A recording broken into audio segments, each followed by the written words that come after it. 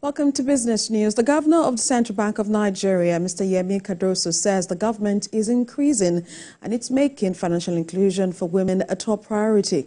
He said this in Abuja at the just concluded 30th Nigeria Economic Summit. The CBN governor said the Apex Bank is taking measures to close the gender gap within the banking sector and empower women economically. According to him, women play essential roles in the country's economy and occupy a significant portion of the workforce. He said some recent initiatives were aimed at strengthening financial opportunities for women.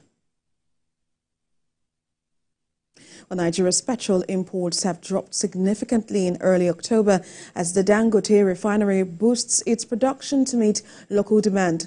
According to S&P Global Commodity Insights Ship Tracking Report, in the first week of October, only 280,400 barrels of gasoline and blend stock entered the country through a single medium-range vessel, showing sharp contrast to August's weekly average of 1.3 million barrels.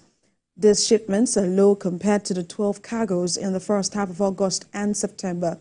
This marks a significant disruption to the established fuel flow from Northwest Europe to West Africa, largely due to the Dangote refinery's increasing domestic production. And President Bola Tinubu has expressed commitment to working with experts from diverse sectors to develop policies that resonate with the aspirations of Nigerians. This affirmation was made by Vice President Kashim Shettima during the closing ceremony of the 30th Nigeria Economic Summit in Abuja. Uloma Oyemachi reports.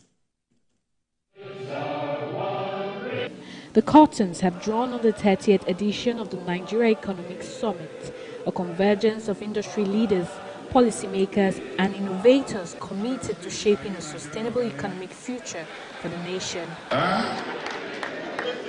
Addressing the audience, Nigeria's Vice President reiterated the administration's promise to foster collaboration with private sector experts, emphasizing that inclusive policy frameworks will drive sustainable economic transformation. Participation in the annual summit attract experts from diverse backgrounds and help deepen and broaden citizens' collaboration and ownership in formulating government policies. From the inception of our administration, we understood and accepted that partnership with the private sector was essential for the country's economic growth and development.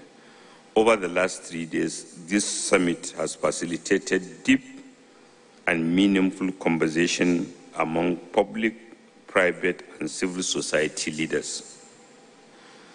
Like the previous summits, the 30th summit was a huge success, not because of the high turnout of delegates, but because the plenary and concurrent sessions address the key issues that will guide our economic growth and development.